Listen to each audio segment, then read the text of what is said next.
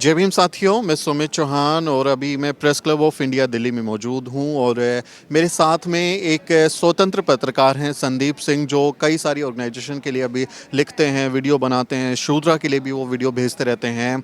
और अभी जो पत्रकार मदनी पुनिया को गिरफ्तार किया गया, उन्हें जेल भेज दिया गया, तो ये उनके साथी हैं, साथ में रिपोर्टिंग करते हैं। तो इनके क्या अनुभव हैं बतौर एक फ्रीलांस जर्नलिस्ट के, और क्या चैलेंजेज हैं, पुलिस से किस तरह से मुठभेड़ होती है, उन सब चीज़ों पे हम चर्चा करेंगे। तो संदीप, ये बताइए कि अभी जो आपके साथी मनदीप हैं, इनको गिरफ्तार किया, तो क्या इनपुट आए थे, क्या जानकारी थी उस समय, क्या हालात था? मतलब शाम के 7 बजने के करीब समय था। उसी वक्त एक मैसेज आता है कि मनदीप पुनिया को जो पुलिस ने उसको उठा के ले गई है पुलिस। तो उनके साथी पत्रकार प्रभजीत वहाँ पहुँचे। तो उसके बाद प्रभजीत को कॉल करने लगे। प्रभजीत भी कैरावान के लिए लिखते हैं। तो प्रभजीत वहाँ पहुँचे तो वो अलीपुर पुलिस स्टेशन के बाहर चले गए। तो वो जानने की कोशिश कर रहे थे कि क्या मनदीप पुनिया को वहाँ लाया गया है। तो ये कल रात शाम की 7 बजे के करीब की बात है, 7 साढ़े 7 की।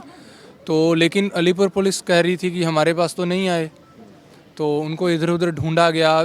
पंजाब के काफ़ी पत्रकार, 20 के करीब पत्रकार अलीपुर पुलिस स्टेशन के बाहर जमा हो गए थे। वो डिमांड कर रहे थे कि मनदीप पुनिया को रिहा किया जाए और उनके बारे में बताया जाए कि उनके खिलाफ़ कौन से चार्जेस लगाए गए हैं। तो लेकिन कोई जानकारी नहीं मिली। सुबह 4 बजे तक, 3-4 बजे तक हम वहाँ खड़े रहे। तो एक पत्रकार जो वहाँ पे काम कर रहा है, उसको पुलिस ले गई, उसके बाद उस कहाँ रखा है, कौन सी धाराएं लगाई हैं, ये बताया ही नहीं जा रहा है। हाँ, किसी को रात के 12-1 बजे तक तो किसी को कोई जानकारी नहीं थी कि कौन सी धाराएं लगाई गई हैं। तो उसके बाद हरतोष बल हैं, जो कैरावन के पॉलिटिकल एडिटर हैं, तो उन्होंने एक ट्वीट किया जिससे थोड़ा बहुत क्लियर हुआ। लेकिन ये भी फिर भी नहीं पता था कि उन्हें कहाँ रखा गया है। और ये तो सुबह पता चला कि समयपुर जो पुलिस स्टेशन है वहाँ मनदीप पुनिया को रखा गया है। तो उसके बाद उन्हें पुलिस लेके गई अदालत, तिहाड़ जेल में, मतलब उधर कोर्ट कम्प्लेक्स है तिहाड़ जेल के पास, वहाँ लेके जाया गया उन्हें।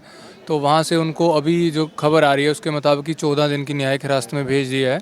और कहा जा रहा था कि उनको 2 बजे कोर्ट में पेश किया जाएगा, लेकिन 1 बजे ही उन्हें पेश कर दिया गया। और उनका डिफेंस लॉयर भी उस वक्त प्रेजेंट नहीं था, उनको पहले ही जेल भेज दिया गया था।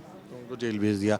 तो ये मनदीप वाला जो एक केस है, जिसमें हमने देखा कि जो स्वतंत्र पत्रकार हैं खासकर, उनके पास कोई बड़ी ऑर्गेनाइजेशन बैकअप नहीं होता है, कोई आईडी कार्ड नहीं होता, कोई उस तरह से पीछे पॉलिटिकल एडिटर नहीं होता कि वो पुलिस को फ़ोन करेंगे कि हमारा आदमी है, इसको कुछ मत कीजिए।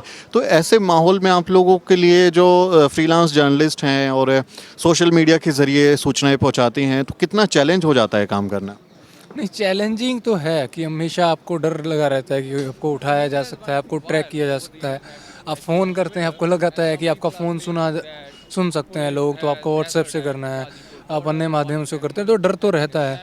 जैसे कि अगर अभी पुलिस ने पूरी तरह से सील कर दिया सिंघू बॉर्डर को। पहले तो आप वॉक करके जा सकते थे, इधर उधर जा सकते थे, लेकिन अब आपको ऐसे भी नहीं जाने देते वो। उन्होंने पूरी तरह सील कर दिया। अगर आप कहेंगे कि आप पत्रकार हैं तो वो बोलेंगे कि आप अपनी आईडी दिखाइए, तो आपको जाने देंगे। आपके पास आईडी भी नहीं है। तो मतलब 3-4 दिन पहले की बात है, हम भी ऐसे ही जा रहे थे तो हमें भी नहीं जाने दिया गया।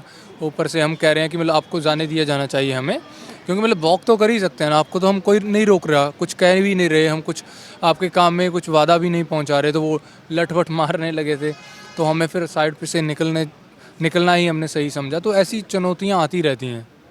लेकिन फिर भी डर लगता है कि भाई काम करें या फिर पीछे हट जाएं, जब और कोई नहीं कर रहा तो हम क्यों करें, ये जिम्मेदारी क्यों उठाई हुई है आपने? नहीं, डर तो नहीं लगता। डर तो मतलब, मैं तो पंजाबी हूँ तो डर वर नहीं है मेरी डिक्शनरी में।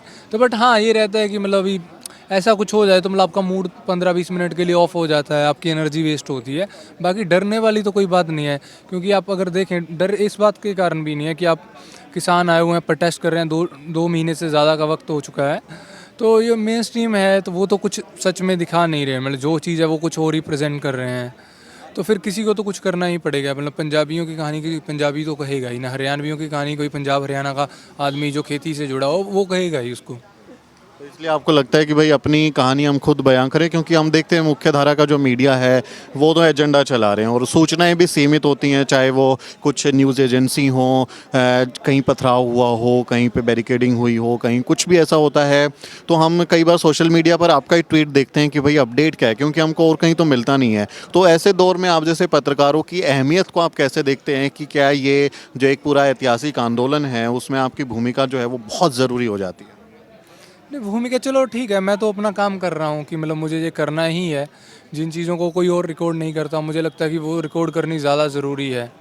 उनको ज़्यादा, जैसे कि बैरिकेडिंग लगा रही है तो पुलिस, मतलब अगर आप 2 महीने पहले के, 1.5 महीने पहले के मेरे ट्वीट देखेंगे, तो मतलब कई बार तो ये होता है कि हर रोज़ मैं ट्वीट डाल रहा हूँ बैरिकेडिंग वाले, तो लोग पूछ रहे हैं कि यार हर रोज़ बैरिकेड वाले ट्वीट क्यों डाल रहे हो तुम? तो ट्वीट इसलिए पोस्ट कर रहा हूँ हर रोज़ बैरिकेडिंग वाले, क्योंकि पुलिस हर रोज़ नई बैरिकेडिंग लगा के कर रही है, तो हर रोज़ स्टोरी बन रही है, तो उसको कोई कर नहीं रहा तो किसी को तो करना ही पड़ेगा। तो अब हाँ, किसी कोई बॉर्डर सील कर रहा है, कोई कुछ कर रहा है, तो मतलब वो चीज़ें, छोटी छोटी चीज़ें हैं, वो कवर नहीं हो पा रही, तो इसलिए जिम्मेदारी वो बढ़ जाती है कि हर कुछ कवर हो। लेकिन इसमें आर्थिक पहलू भी है संदीप। आप लगातार अपने घर से निकले हुए हैं, आप बता रहे थे कि आप नवंबर में घर से निकले हैं, और जो आप सोशल मीडिया पे पोस्ट करते हैं उससे तो कुछ आमदनी नहीं होती है, खर्चा आपका निकलता नहीं है, तो इस आर्थिक पहलू से कैसे जूझते हैं आप लोग? नहीं, पैसों की कोई ज़्यादा दिक्कत नहीं है। मेरे सीमित खर्चे हैं, तो बहुत ज़्यादा मेरे कोई बहुत ज़्यादा ये नहीं है। मैं आईफ़ोन से शूट करता हूँ, तो उसी से शूट करके उसी से अपलोड कर देता हूँ, और मुझे कुछ जाना नहीं है। मैं कोई सी बड़ी गाड़ी में नहीं घूमता, बस मैं बस से चलता हूँ, पब्लिक ट्रांसपोर्ट से, मतलब बहुत सीमित खर्चे हैं, इतना तो मैं मैनेज कर ही सकता हूँ। तो ये ज़्यादा मिशनरी लग रहा है, ज़्यादा कि हाँ मेरी जिम्मेदारी है, मेरे को ये काम करना है। हाँ, मिशनरी कह सकते हैं आप, मतलब हाँ, मैं अपनी जेब से खर्च दूंगा, मतलब मेरे परिवार वाले भी कहते हैं कि कोई दिक्कत नहीं है, आप तुम्हें जो करना है करो, कोई दिक्कत वाली बात नहीं है, मतलब हाँ, मतलब पैसे वैसे की उतनी ज़्यादा दिक्कत नहीं मुझे लग रही।